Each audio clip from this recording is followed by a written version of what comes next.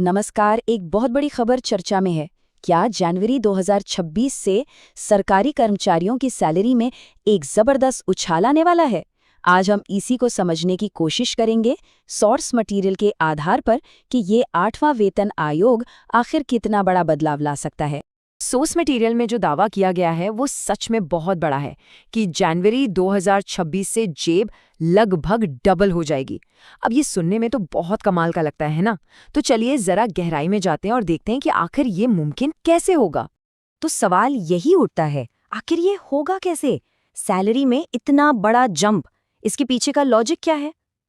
इसका जवाब ना दो मेन फैक्टर्स में छुपा हुआ है। यही वो दो इंजन हैं जो इस सैलरी बूम को पावर देने वाले हैं। पहला तो है महंगाई भत्ता, जिसे हम DA भी कहते हैं, और दूसरा, और ये सबसे जरूरी है, वो है 8वें वेतन आयोग का फिटमेंट फैक्टर। चलिए एक एक करके इन दोनों को समझते हैं। तो सबसे पहले बात करते हैं महंगाई भत्ते की, यानी DA की। अब जैसा कि नाम से ही जाहिर है, ये कर्मचारियों को बढ़ती महंगाई की मार से बचाने के लिए दिया जाता है, और अनुमान ये है कि इसमें एक 3% की और बढ़ोतरी हो सकती है। ये एक छोटा लेकिन तुरंत मिलने वाला फायदा होगा। और अब आता है असली गेम चेंजर, फिटमेंट फैक्टर। अब ये क्या चीज़ है? देखिए, ये एक तरह का मल्टीप्लायर है, एक नंबर जिसे वेतन आयोग पुरानी बेसिक सैलरी को गुणा करके नई बेसिक सैलरी तय करता है। और सोर्स मटेरियल के हिसाब से जो 2.30 के फैक्टर का अंदाजा लगाया जा रहा है, वो शायद पिछले ट्रेंड्स को देखकर है। और यकीन मानिए, सारा बड़ा खेल यहीं होने वाला है। चलिए, थ्योरी बहुत हो गई, अब एक असल उदाहरण से समझते हैं। इससे बिल्कुल साफ हो जाएगा कि ये दोनों चीजें मिलकर सैलरी पर क्या असर डालेंगी। तो मान लेते हैं कि किसी कर्मचारी की बेसिक सैलरी, मतलब मूल वेतन, है 23,800 रुपये।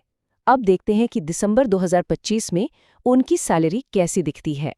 तो यहाँ देखिए, 23,800 रुपये की बेसिक पे, उस पर 58% का DA और HRA वगैरह जोड़कर दिसंबर 2025 में टोटल सैलरी बनती है 39,984 रुपीज़। इस नंबर को याद रखिएगा। और अब असली जादू, जनवरी 2026 में जैसे ही 8वां वेतन आयोग लागू होता है और अगर वो 2.30 का फिटमेंट फैक्टर इस्तेमाल होता है, तो नई बेसिक सैलरी सीधा जंप करके हो जाती है 54,740 रुपये, और नई टोटल सैलरी वो पहुंच जाती है 60,214 रुपये पर।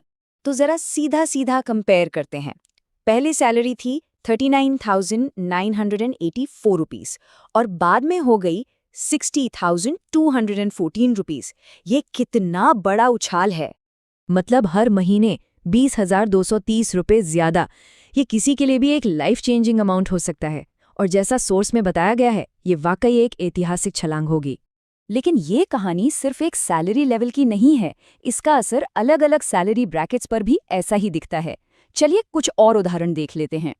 अच्छा, अब एक और केस लेते हैं। मान लीजिए बेसिक सैलरी है 25,300 रुपये। तो फिर क्या आंकड़े बनते हैं? इस केस में भी सैलरी 42,504 रुपये से बढ़कर 61,226 रुपये हो जाती है। एक बार फिर ये एक बहुत बड़ी बढ़ोतरी है। इससे पता चलता है कि फायदा किसी एक खास ग्रुप तक सीमित नहीं है। यहाँ पर हर महीने 18,722 रुपये का फायदा हो सकता है।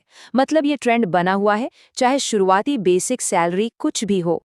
और एक आखिरी उदाहरण देख लेते हैं, थोड़ी कम बेसिक सैलरी पर। अगर बेसिक पे 19,500 रुपये हो, तो यहाँ भी सैलरी 32,760 रुपये से बढ़कर 41,184 रुपये तक पहुँच सकती है। इस सैलरी ब्रैकेट में भी हर महीने 8,424 रुपये की अच्छी खासी बढ़ोतरी देखने को मिल सकती है। तो पॉइंट यह है कि फायदा हर लेवल पे दिख रहा है। लेकिन रुकिए, कहानी सिर्फ मंथली सैलरी पर ही खत्म नहीं होती। अरे नहीं, इसका असर तो कहीं ज्यादा गहरा और लंबे समय तक रहने वाला है। और सबसे दिलचस्प बात तो ये है कि जब बेसिक सैलरी बढ़ती है ना, तो सिर्फ वो ही एक नंबर नहीं बढ़ता। इसके साथ साथ DA, HRA, ट्रैवल अलाउंस और तो और भविष्य में मिलने वाली पेंशन, सब कुछ बढ़ जाता है। ये एक चेन रिएक्शन जैसा है, जिसका फायदा सालों साल मिलता रहेगा। हाँ, ये सारे नंबर्स बहुत एक्साइटिंग हैं, लेकिन अब एक रियलिटी चेक का टाइम है। ये समझना बहुत जरूरी है कि ये सब अनुमान है, कोई पक्का वादा नहीं। हमें ये याद रखना होगा कि ये सारी कैलकुलेशन एक अनुमानित फिटमेंट फैक्टर पर बेस्ड है। आखिरी फैसला तो सरकार के ऑफिशियल नोटिफिकेशन के बाद ही आएगा। तो इसे एक संकेत समझिए, कोई पत्थर की लकीर नहीं। तो कुल मिलाकर सोर्स मटेरियल का जो निचोड़ है वो इस एक लाइन में है, 8वां वेतन आयोग और डीए में बढ़ोतरी, ये दोनों मिलकर कमाई का एक जबरदस्त तूफान ला सकते हैं। और ये सब हमें एक बहुत बड़े सवाल पर लाके खड़ा कर देता है। जरा सोचिए, अगर ये अनुमान सच हो गए तो लाखों सरकारी कर्मचारियों की खरीदने की शक्ति में इतना बड़ा इजाफा हमारी पूरी इंडियन इकोनॉमी पर क्या असर डालेगा? ये सोचने वाली बात है।